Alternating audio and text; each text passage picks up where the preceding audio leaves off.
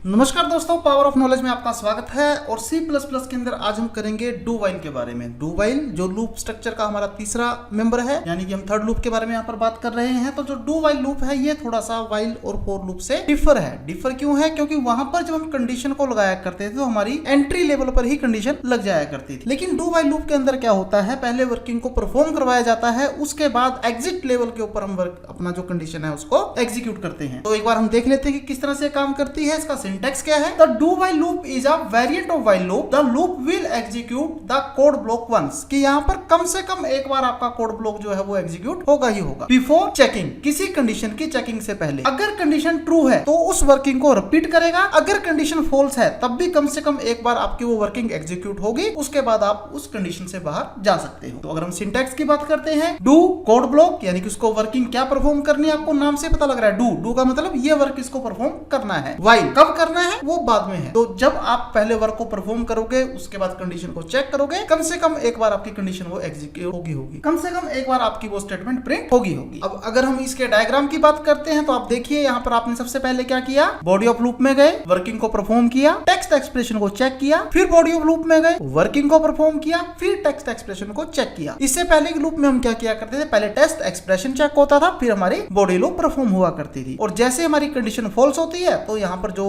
आपके पास वर्किंग है वो एग्जिट होती है। तो अब अगर हम इस प्रोग्राम को समझने की कोशिश करते हैं तो हमने सपोज कीजिए यहाँ पर कंडीशन लगाती कि मेरी वर्किंग तब तक परफॉर्म हो जब तक a ग्रेटर देन रहता है 5 के, मतलब मैं डिक्रीमेंट करना चाहता हूँ और मैं कहता हूँ मैंने a की वैल्यू है वो दे दी 4, तो मेरी कम से कम एक बार ये कंडीशन चलेगी, वो बॉडी ऑफ लूप में जाएगा, मेरी वर्किंग को परफॉर्म करेगा, कंडीशन चेक करेगा, कंडीशन फॉल्स हुई, उस वर्किंग से वो exit. How do while loop work? अब वाइल लूप वर्क कैसे करती है, जो कोड है हमारी बॉडी लूप का वो एग्जीक्यूट होगा कम से कम एक बार, उसके बाद टेक्स्ट एक्सप्रेशन को चेक किया जाएगा, अगर टेक्स्ट एक्सप्रेशन ट्रू है तो बॉडी ऑफ लूप को एग्जीक्यूट किया जाएगा। अगर प्रोसेस हमारी यहाँ पर कंटिन्यू नहीं हो पाती, यानी कि हमारी जो लूप है वो फॉल्स हो गई है, तो उसको वो टर्मिनेट। आइए हम इसको एक एग्जांपल के थ्रू देख लेते हैं कि आप इस वर्किंग को कैसे परफॉर्म करोगे। तो यहाँ जो मैंने एग्जांपल लिया है ये मुझे यूज बता रहा है डू वाइल लूप का, कि किस तरह से वर्किंग को परफॉर्म करते हैं। मैंने एग्जांपल भी लिया है यहाँ पर और अपने पास फिगर भी आपको इस एग्जांपल में रिप्रेजेंट करके दिखाई है। मैं आपको एग्जांपल इस फिगर के थ्रू ही परफॉर्म करवाऊंगा। अब देखिए मैंने एग्जांपल में क्या किया, int i equal to 0, i को 0 डिक्लेयर कर दिया और इसके बाद डू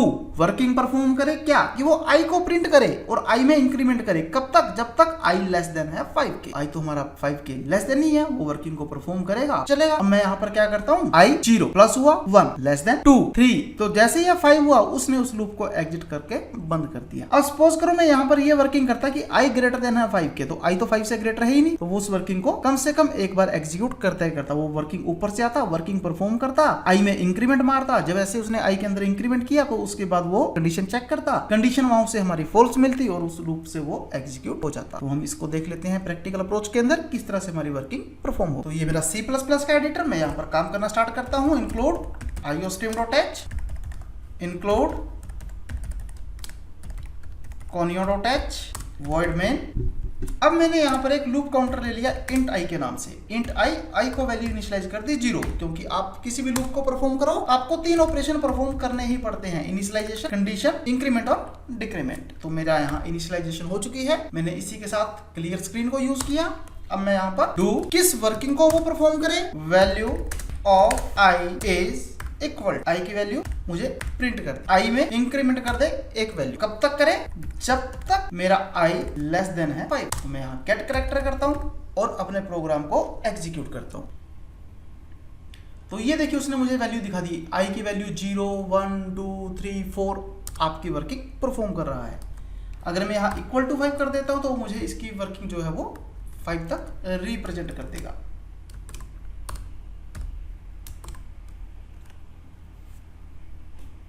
तो 0 1 2 3 4 5 उसने इस तरह से मुझे वर्किंग यहाँ पर रिप्रेजेंट करके शो कर दी है।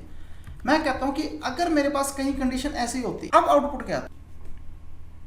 तो देखिए कम से कम आपकी लूप एक बार एग्जीक्यूट जरूर हुई, क्योंकि आपको कंडीशन पार्ट को बाद में चेक करना है और उसने फॉल्स कंडीशन में भी आपको रिजल्ट प्रोड्यूस करवाया। तो फ्रेंड्स हमारी आज की क्लास में इतना ही था। Thank you very much.